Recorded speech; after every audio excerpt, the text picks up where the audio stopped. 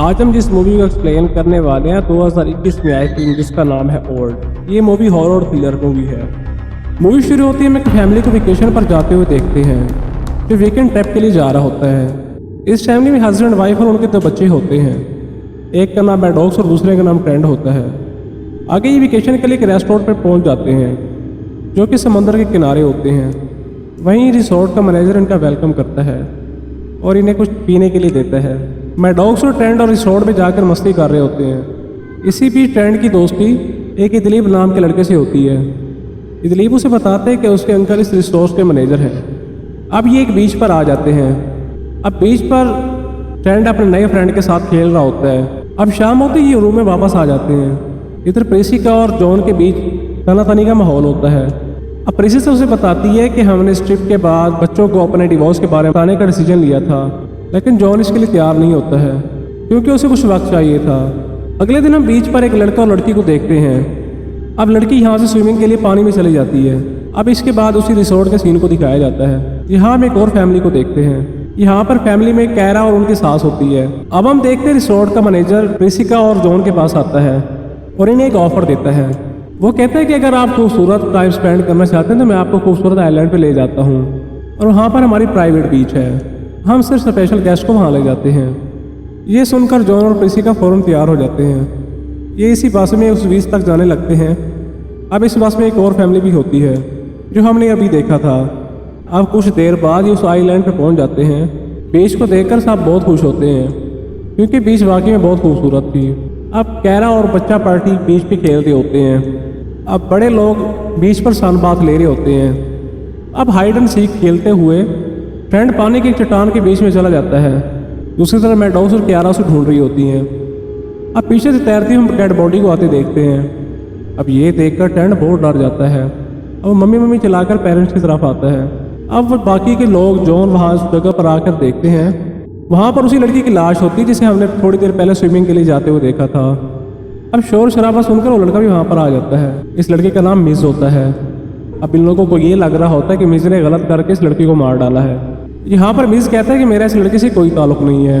मैंने आज इस लड़की को स्विमिंग के लिए पानी में जाते हुए देखा था। अब इसकी लाश देख रहा हूँ। तभी वहाँ पर एक और कपल बीच का मज़ा लेने आते हैं। अब ये कपल ये देखकर हैरान हो जाते हैं कि एक यहाँ पर बीच पर एक लाश मिली है।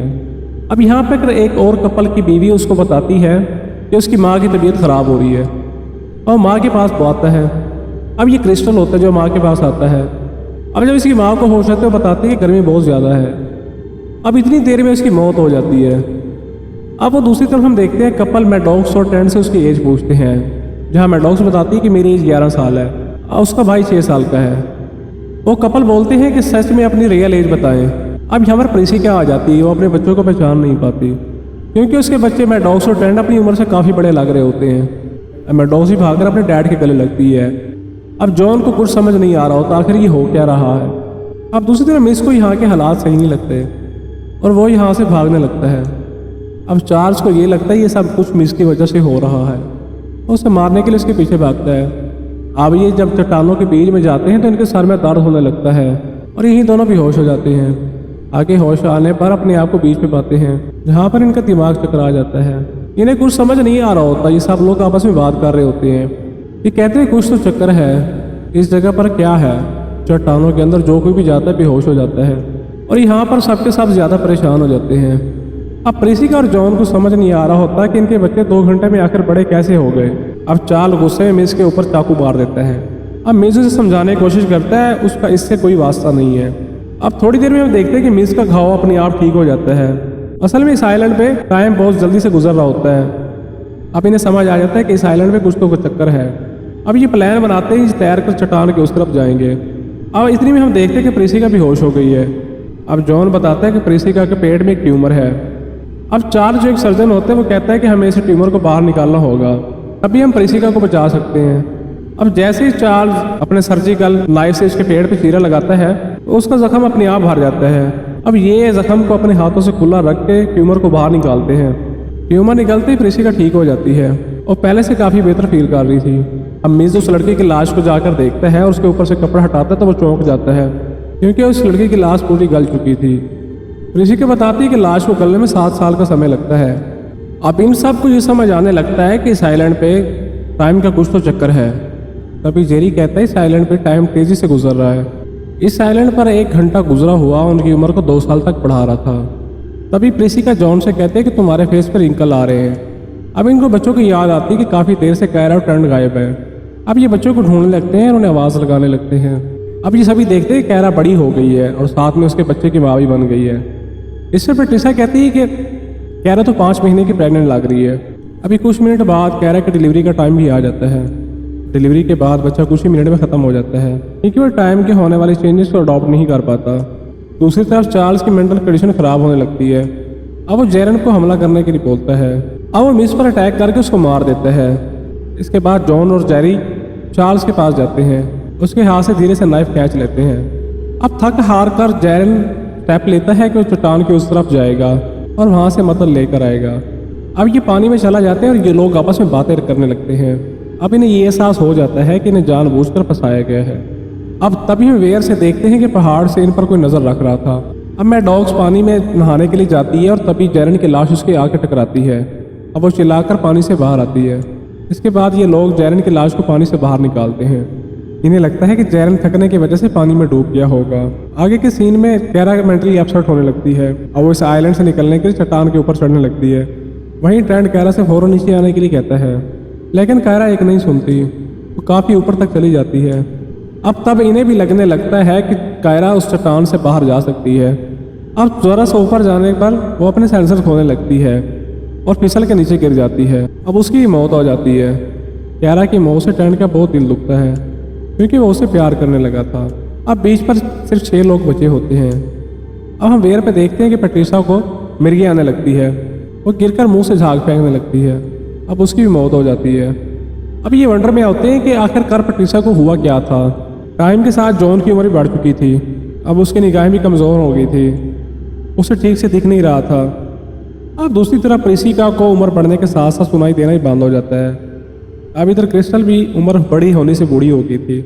अब रात को प्रेसिका और जॉन आग के इर्द गिर्द बैठ के बातें कर रहे होते हैं और एक दूसरे से माफ़ी भी मांगते हैं कि उन्होंने एक दूसरे को समझने की कोशिश नहीं की। दूसरी तरफ मैडॉक्स और ट्रेंट बीच पर ज़रूरत के सामान ढूंढ रहे होते हैं। तभी उन्हें एक डायरी मिलती है जिस पर मिसिंग हुए लोगों के बारे में लिखा हुआ था। साथ ये भी लिखा हुआ था कि इस बीच पर ऐसी रेडिएंस है जो उम्र को मिनट में बढ़ा देती हैं। बातचीत के दौरान ट्रेंट को दूर पहाड़ों पर एक कैमरा दिखाई देता है और मैडॉक्स से कहता है कि हमें कोई रिकॉर्ड कर रहा है। दूसरी तरफ चार्ल्स जॉन्स पर अटैक कर देता है। जॉन्स को ठीक से दिख नहीं पा रहा होता है इसलिए वो उससे लड़ नहीं सकता। चार्ल्स जॉन को चाकू मार रहा होता है। ये देखकर प्रेसिका और जॉन को बचाने के लिए उसके सामने आ जाती है।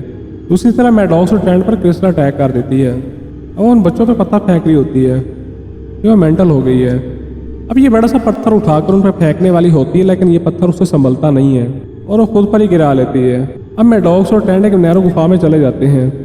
अब क्रिस्टल भी इनके पीछे आने लगती है। अब क्रिस्टल की हड्डियाँ कमज़ोर हो जाती हैं जिसकी वजह से उसकी हड्डियाँ टूट चुकी होती हैं। दूसरी तरफ प्रेसिका एक जंग लगे चाकू से चार्ल्स पर अटैक करती है जिसकी वजह से चार्ल्स की पूरी बॉडी में पॉइजन फैल जाता है क्योंकि इस आइलैंड पे टाइम जल्दी गुजर रहा था कि चार्ल्स की तड़प कर मौत हो जाती है। अब ट्रेंट और मैडॉक्स यहाँ पर आ जाते हैं। वो देखते हैं कि उनके पेरेंट्स बूढ़े हो चुके हैं। अब वो सब एक साथ बैठ जाते हैं। अब इतने में जॉन बेहोश होकर गिर जाता है। अब यहाँ पर जॉन की मौत हो जाती है। जॉन की मौत से प्रेसिका को गहरा सदमा लगता है और वो पानी की तरफ जाने लगती है। अब वो भी चक्कर खाकर गिर पड़ती है और उसकी भी यहीं पर मौत हो जाती है। अब इस बीच पर मैडॉक्स और ट्रेंट बचे होते हैं। नेक्स्ट मोड में हम ये देखते हैं कि इनकी उम्र भी काफ़ी ज़्यादा बढ़ चुकी होती है। अब ये काफ़ी बूढ़े लगते हैं। अब ये पानी के किनारे रेत का महल बनाकर खेल रहे होते हैं। अब तभी ट्रेंट को दिलीप के बारे में याद आता है। वो बैग से दिलीप का लेटर लेकर आता है जहाँ पर लिखा होता है मेरे अंकल को कोरल पसंद नहीं है। ट्रेंट इस लाइन को डिकोड करने की कोशिश करता है। उसे समझ आ जाता है कि उन्हें समंदर से कोरल तक पहुँचना है। इसके बाद वो समुद्र में छलांग लगा देते हैं। अब कोरल की तरफ पहुँचने की कोशिश करते हैं। इसी बीच मैडॉक्स की ड्रेस प्लांट में फंस जाती है और पीछे रह जाती है और ये देखकर ट्रेंट फौरन ही मैडॉक्स की हेल्प के लिए आता है और ड्रेस को प्लांट से निकालने की कोशिश करता है। अब यहाँ से सीन कट होते हैं। हम एक आदमी को देखते हैं जो इनकी हर एक एक्टिविटी पर शुरू से नजर रखे हुए था।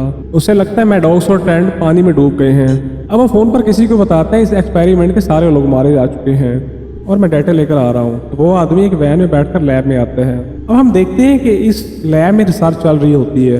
जिन लोगों को मिस्टीरियस आइलैंड पर भेजा गया था उन पर नई दवाओं का क्लिनिकल ट्रायल चल रहा था।